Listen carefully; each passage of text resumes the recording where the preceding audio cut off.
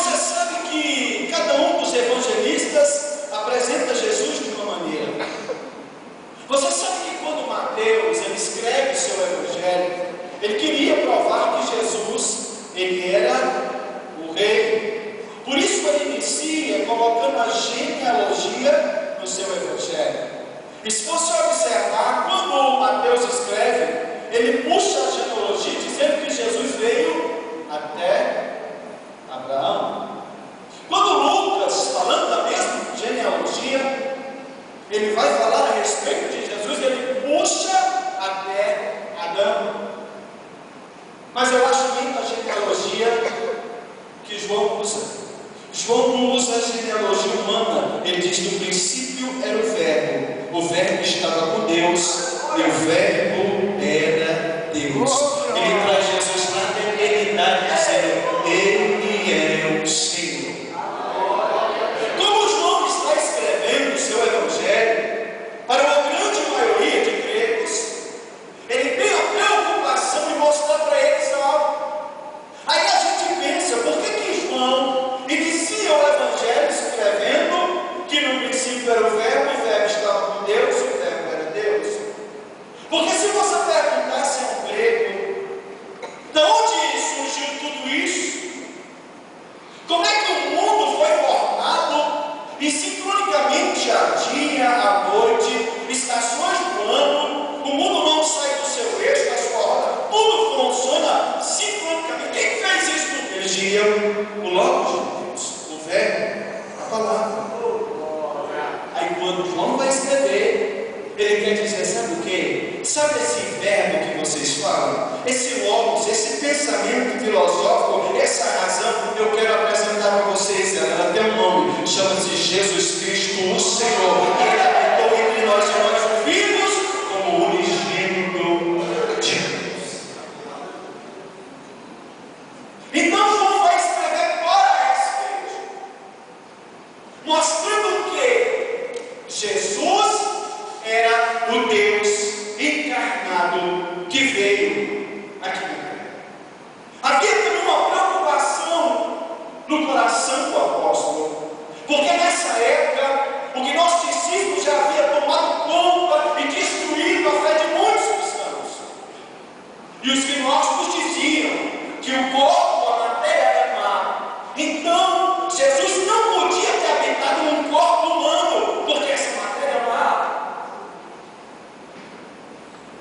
João vai nos dizer, ele veio em carne, e nós o vimos, os nossos olhos viram ele, eu estive com ele, eu sei que foi ele era realmente um homem, eu toquei nele, e eu percebi, depois que ele ressuscitou, eu vi que ele era Deus. Aleluia. Aí temos este relato aqui da crucifixão de Jesus.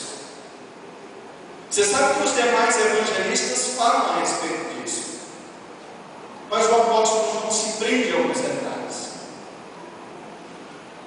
Jesus é levado pelo sinédrio para ser julgado por Pilatos.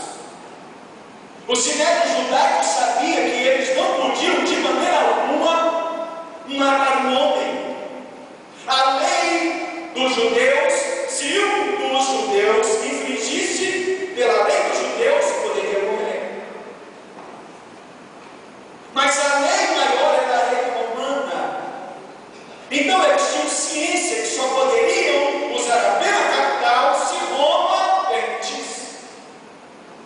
Então por isso eles levam Jesus até Pilatos com acusações forjadas, sem provas. Levam Jesus até Pilatos.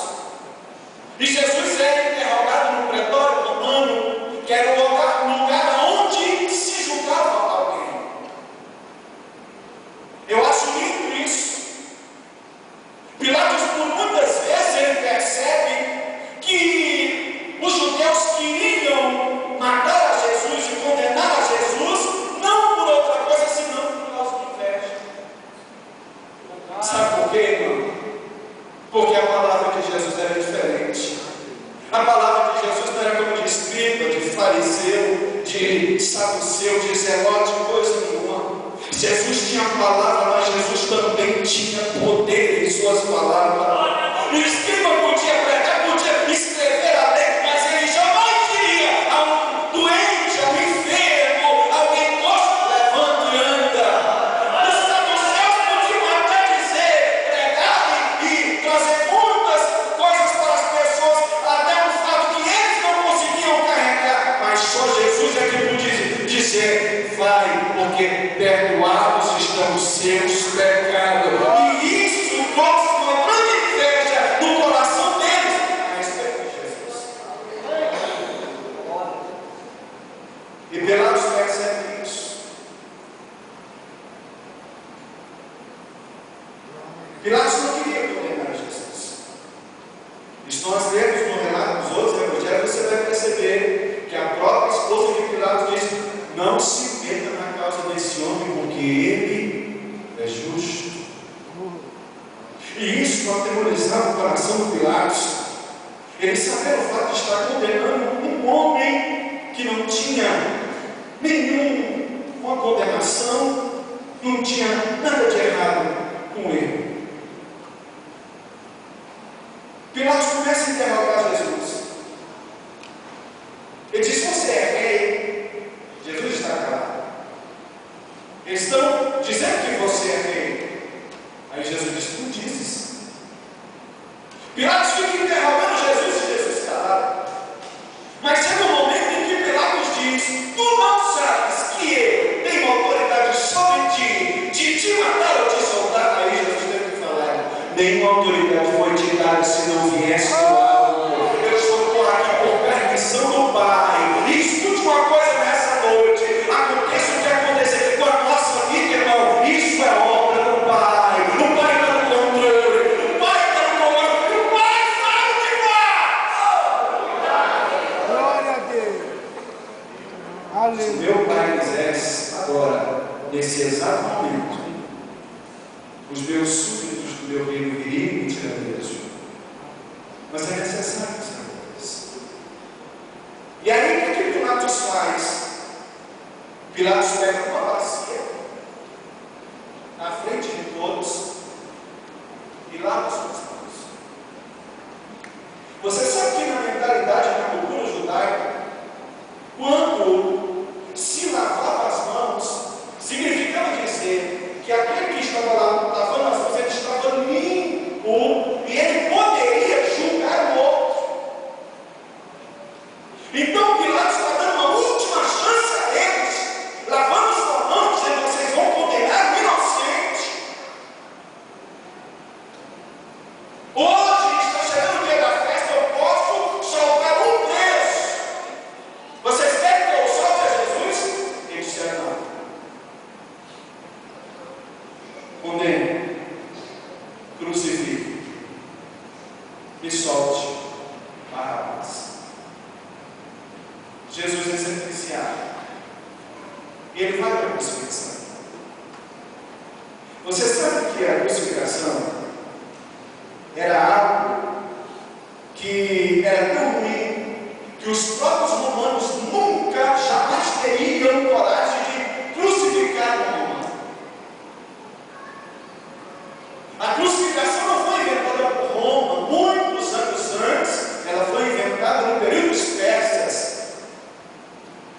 Mas os romanos pegaram isso porque era uma pena, segundo a mentalidade dos persas, a terra, o solo não era digno de receber um criminoso, por isso que crucificavam o homem e deixavam ele lá para os animais e viviam com ele, para que o solo não recebesse o corpo dele. E os romanos pegaram isso e vão crucificar o nosso Senhor. E você sabe como era a crucificação. O condenado ele tinha que levar aquela madeira que se colocava na cruz durante toda a trajetória. Ele andava por um longo caminho. Você sabe que Jesus andou por um longo caminho e ele ia andando, ele ia apanhando para que o sangue dele ficasse nas localidades onde ele andava. Por quê? Quem visse o sangue dele ali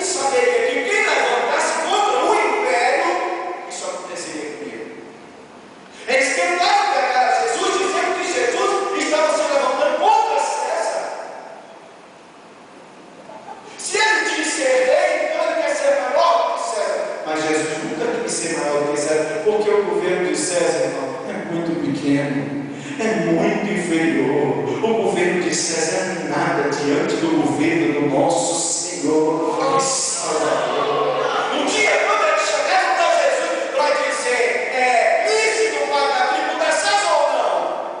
Jesus disse: tem uma moeda.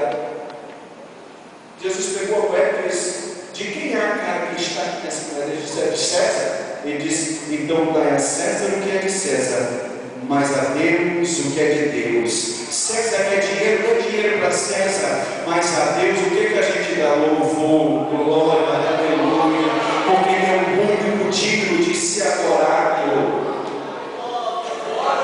Jesus leva o máximo da cruz até o lugar chamado Caveiro. Quando ele é colocado lá, você sabe da história, Jesus é crucificado. Eles o empenduram na cruz e o sentenciam. Agora, o interessante que eu observei nesse texto é que Pilatos, sabendo que Jesus estava sendo condenado por causa de inveja, Pilatos tomou uma atitude. E é o que João relata aqui no verso 19. Pilatos manda escrever a condenação, porque o preso precisava ter a sua condenação ou na cabeça ou em tal peito. Porque quem passasse nele veria que ali estava a condenação daquele criminoso. Então, como não tinha nenhum crime para colocar lá, porque o nosso Jesus, irmão, ele não tinha nenhum crime, ele não tinha nenhum pecado, não tinha nada, ele não tinha pecado no corpo, ele não tinha pecado espiritual, ele era santo, ele continua sendo santo, ele é santo, mas ele aceitou tudo isso para morrer no meio e no seu lugar. Coloca-se a acusação dele. E a acusação dele é o quê? Este está sendo morto porque se quis ser rei dos judeus.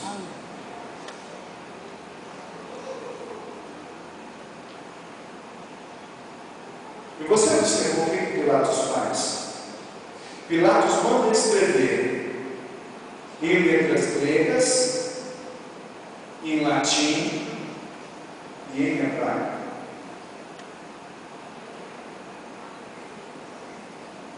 O Sinédrio e os principais sacerdotes estavam dizendo: não coloque isso aí, mas diga que ele está falando.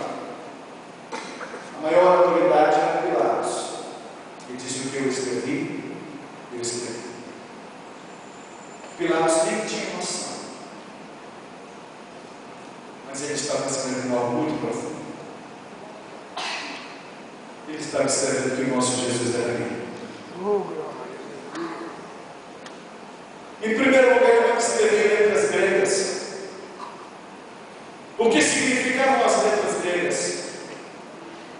Se o grego olhasse para lá, ele ia ler Jesus, rei dos judeus. A letras gregas simbolizava a filosofia,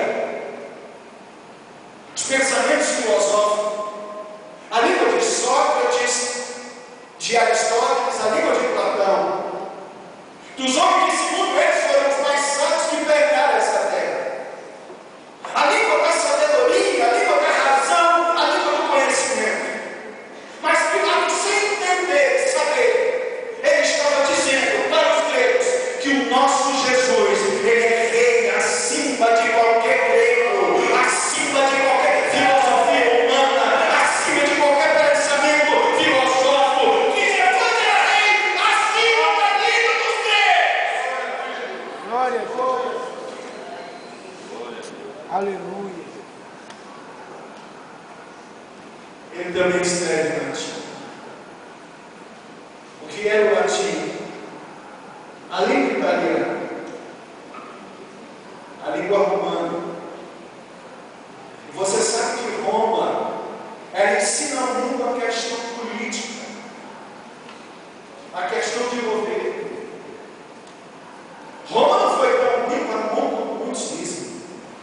Eles ensinaram a questão de como governar cidades, estados. Eles ensinaram isso. Eles ensinaram a questão da organização de um exército. Por isso a gente vê falar sobre legiões, uma centúria, que eram os componentes de um exército romano. Mas Pilatos estava dizendo que Jesus era rei sobre qualquer política humana. Jesus era rei sobre qualquer exército humano. Jesus era rei, era Senhor sobre qualquer político, qualquer sistema de política que oferece no mundo hoje. E eu quero te dizer uma coisa: irmão, Jesus morreu na cruz, não para me dar uma vida sócia como que eu dou nessa terra. Jesus não morreu ali na cruz para que eu tivesse hoje casa, carro, emprego, não. Jesus morreu para mim não ir para o inferno, para minha alma aparecer no inferno. Ele morreu para me salvar.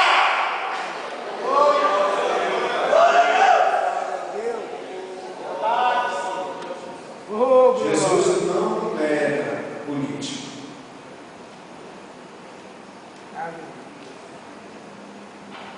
A mensagem de Jesus era verdadeira. Você lembra de João?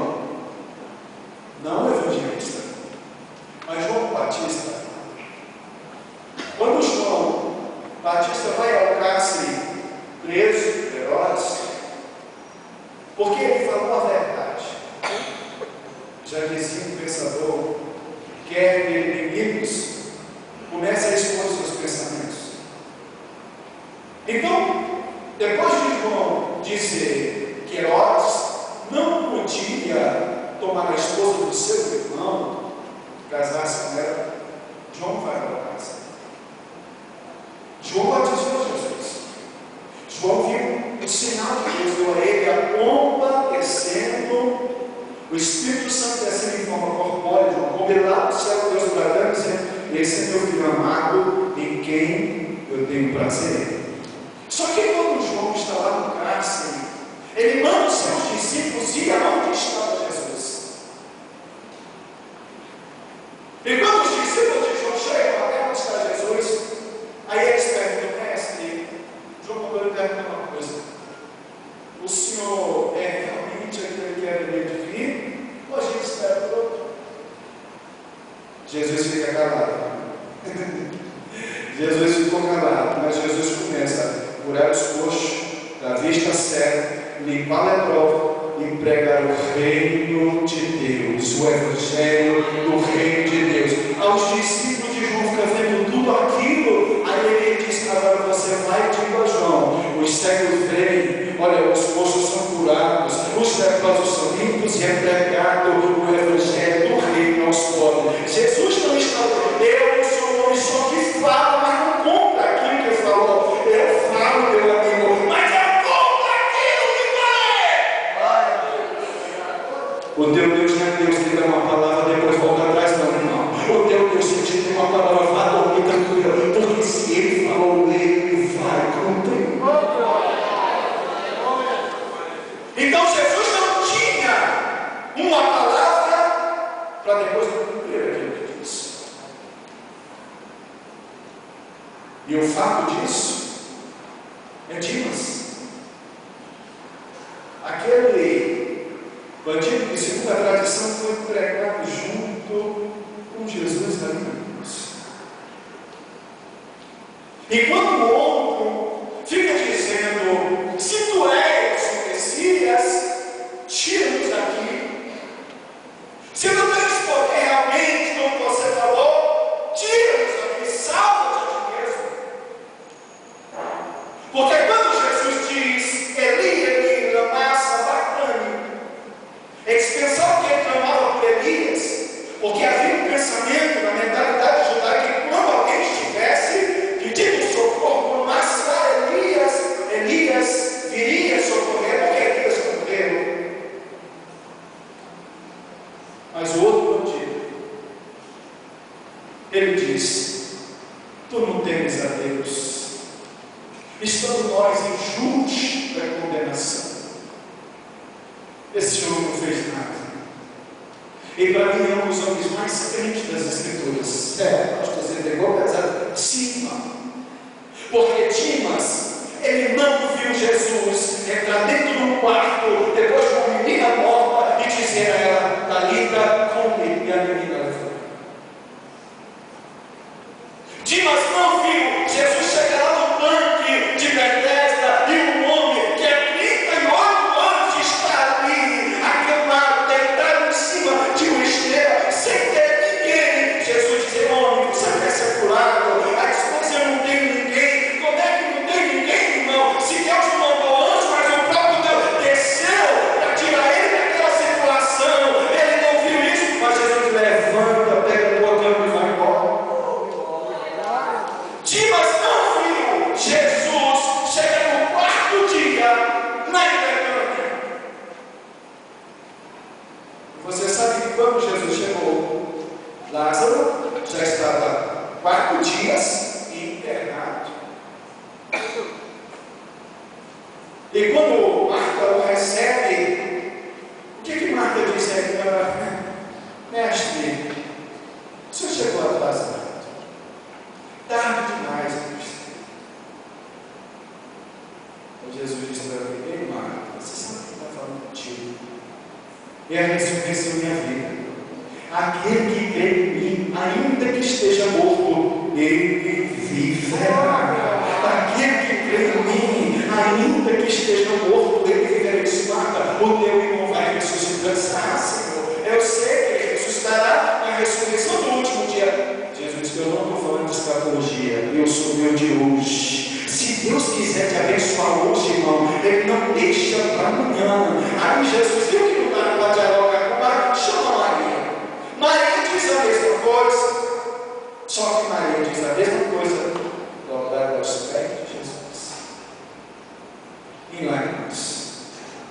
Ele disse: se o Senhor estivesse aqui, pergunte. E quando ela disse isso, Jesus disse o quê? Aonde você se coloca? Irmão, quando o crente chora nos pés de Deus, Deus pergunta: onde é que está teu problema? Vamos lá, eu vou resolver. Aonde você colocou? Vai, me mostra aí. Você está chorando nos pés de Jesus, tenha certeza, Ele vai lá te dar o seu problema para te dar a sua vitória. Aí quando chegam lá, as pessoas, alguns que estavam ali, Cristo para assim: ó, está vendo aí? Ele veio agora para. Ele não respeita nem morto.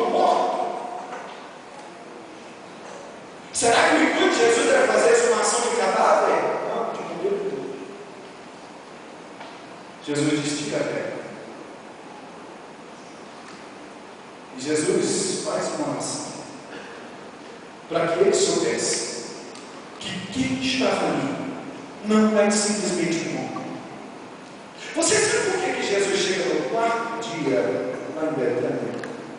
Na mentalidade judaica, até o terceiro dia, o Espírito ficava em volta do corpo. E se porventura um profeta orasse, o Espírito podia retornar ao corpo. Você lembra que Elias orou e o menino ressuscitou? Você lembra que Eliseu orou e a criança também ressuscitou? Então eles pensavam: se um profeta, um homem de Deus orasse, o corpo de uma pessoa não podia ressuscitar. Mas do quarto dia em diante, não. Homem nenhum aqui na terra podia fazer. Só o Messias, só Deus é que podia. Por isso Jesus chegou no quarto dia. Sabe para quê? Para dizer: quem está aqui não é o homem, quem está aqui é Deus, aquele que traz o que está morto à vida. Dimas não viu isso? Dimas não viu quando Jesus disse: Lázaro, sai para fora. Agora você já pensou que coisa interessante? Os egípcios, quando eles embalsamavam uma pessoa, eles embalsamavam membro após membro. Então, porventura, se uma múmia ressuscitasse, ela podia andar facilmente. Só que os judeus não. Quando eles embalsamavam o corpo, eles embalsamavam ele por completo, enrolando da cabeça até a planta dos pés. Lázaro estava no sepulcro deitado. A palavra de Jesus foi tão poderosa que Lázaro voou de lá de onde ele estava e apareceu na porta do sepulcro. E ele disse: eu vim aqui para dizer para vocês que eu vou ver.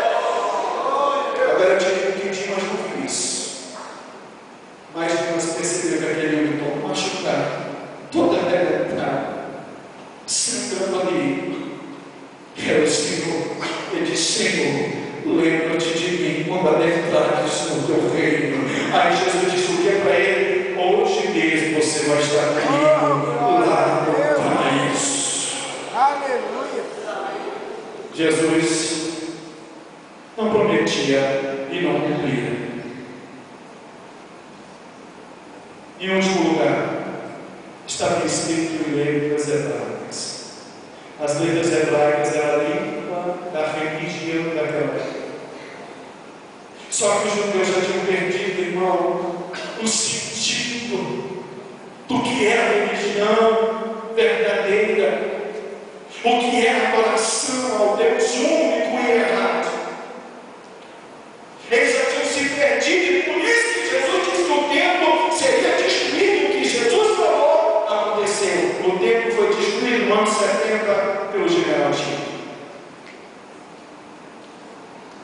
Os judeus já tinham perdido, porque eles só conseguiam condenar as pessoas julgadas pela aparência. Mas Jesus não julgava ninguém por aparência, senão eu e você não estávamos aqui hoje. Enquanto a religião dizia aquela mulher, apedreja ela, porque ela foi pega em adultério, Jesus disse aquela mulher o quê? Vá e não pegue mais. Enquanto a religião diria, leproso, apedreja ele, Jesus disse o quê? Tocou nele e disse, seja livre. Enquanto a religião diria ao dia, você tem que ser crucificado, você é um bandido, Jesus. Hoje mesmo estarás comigo no paraíso. Agora eu te faço uma pergunta, meu irmão. Será que aquela cruz tinha uma mensagem? Aquela cruz tinha uma mensagem para mim e para você. Aquele irmão que estava morrendo lá, ele estava acima de qualquer pensamento filosófico.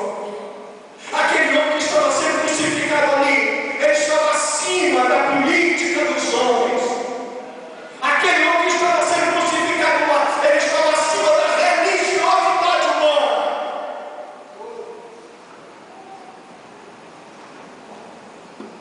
Essa é a mensagem daquela cruz para nós.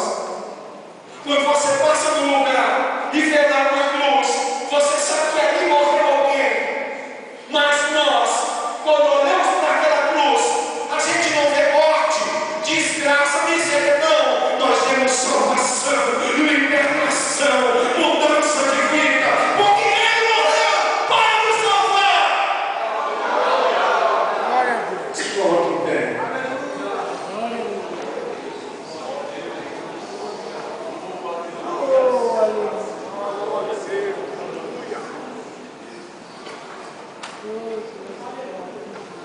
Eu fiquei pensando, Jesus, o que eu vou pregar lá? Mas quando eu cheguei aqui, eu fui cantar e falei isso. Se eu amo a mensagem da cruz, é morrer, eu vou proclamar.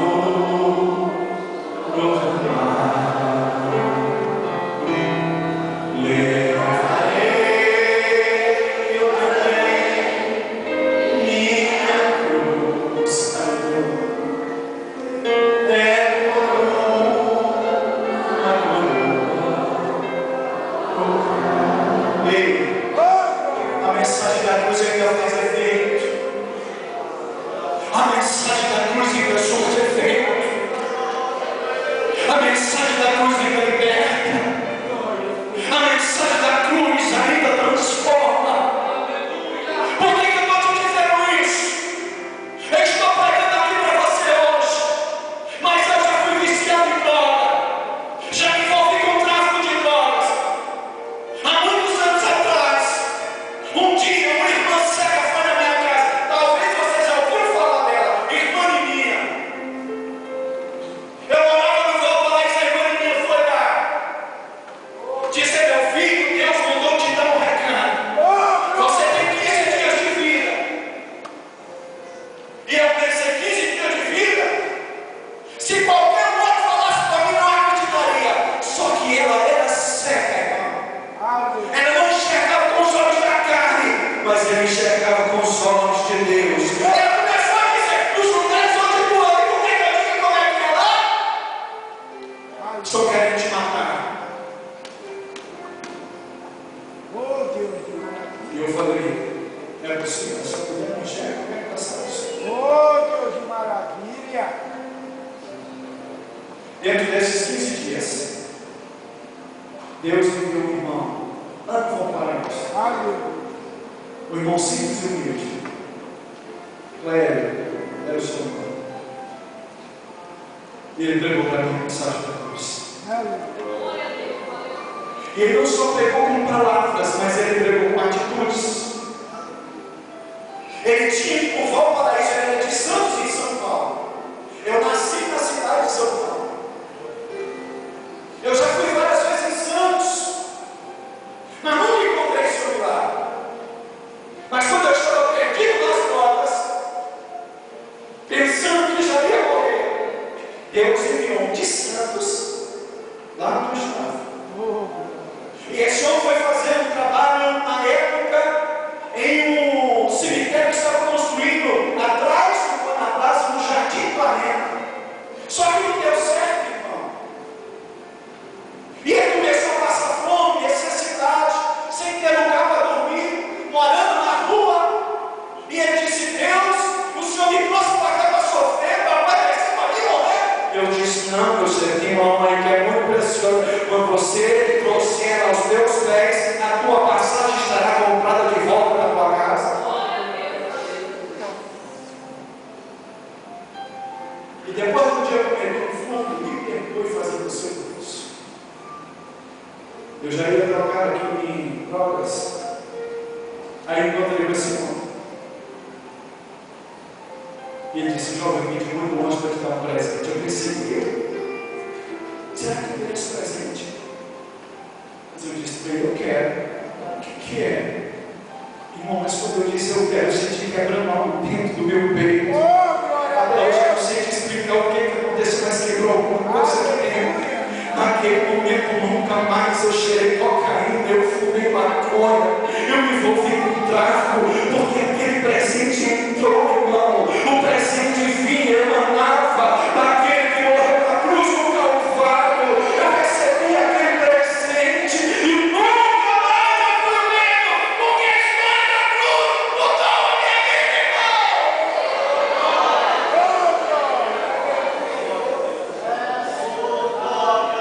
Quando souber que ele estava pregando o evangelho para mim, as pessoas deixaram de dormir lá de fora.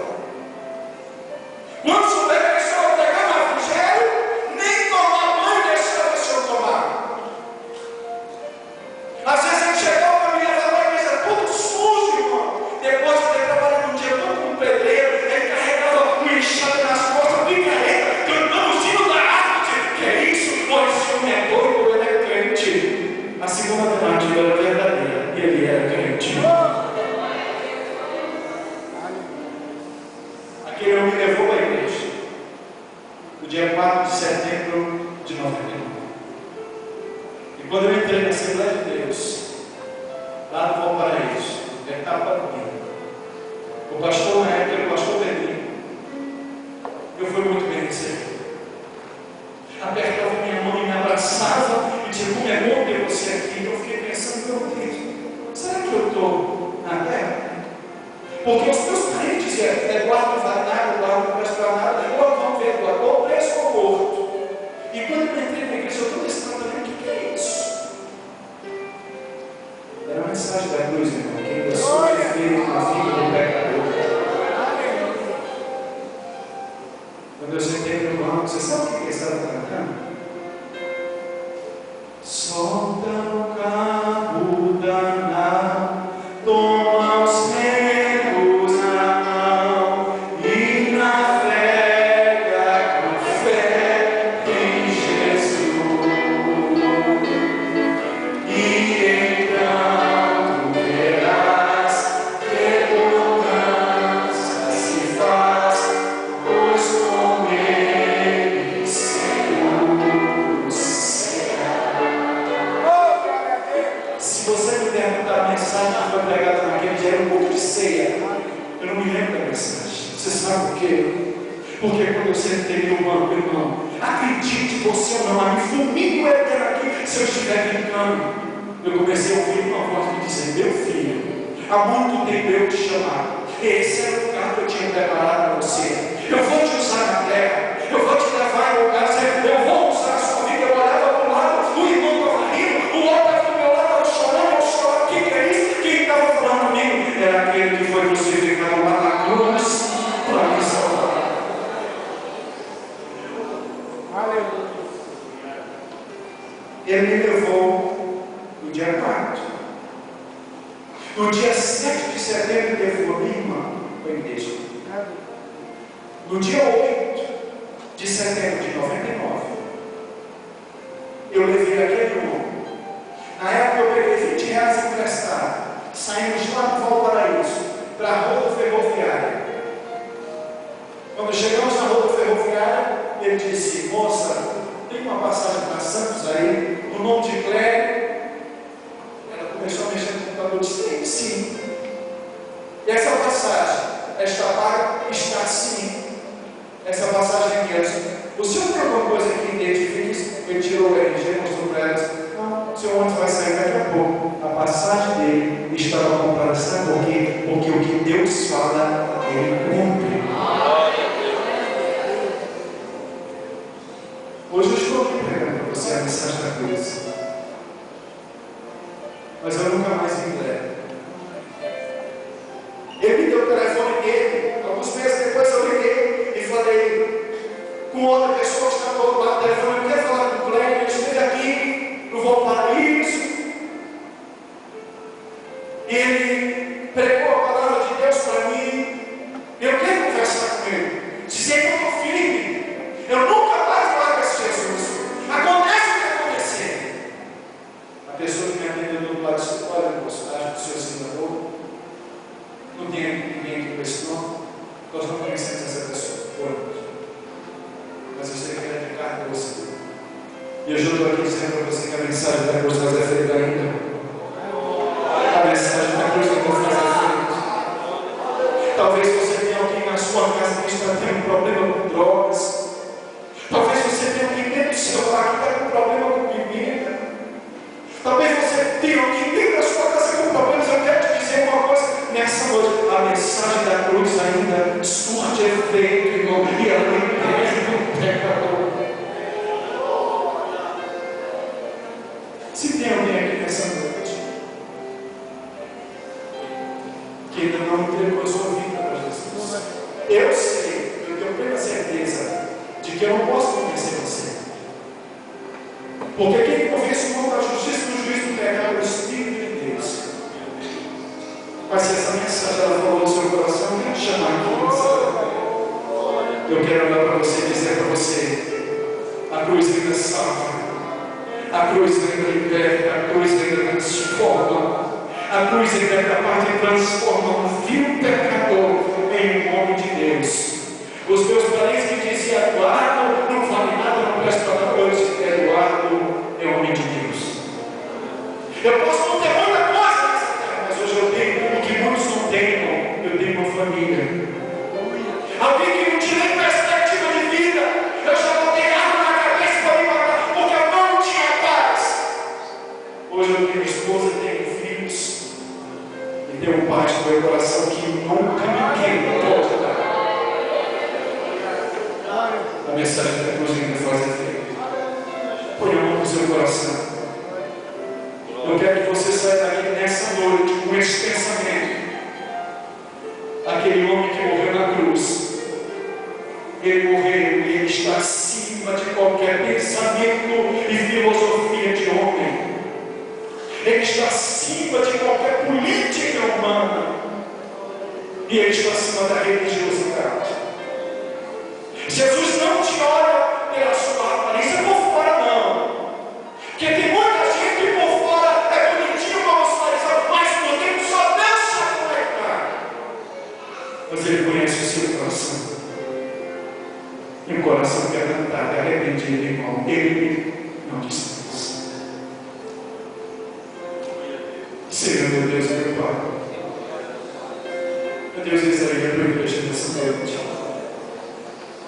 Esse povo ouviu a mensagem da cruz.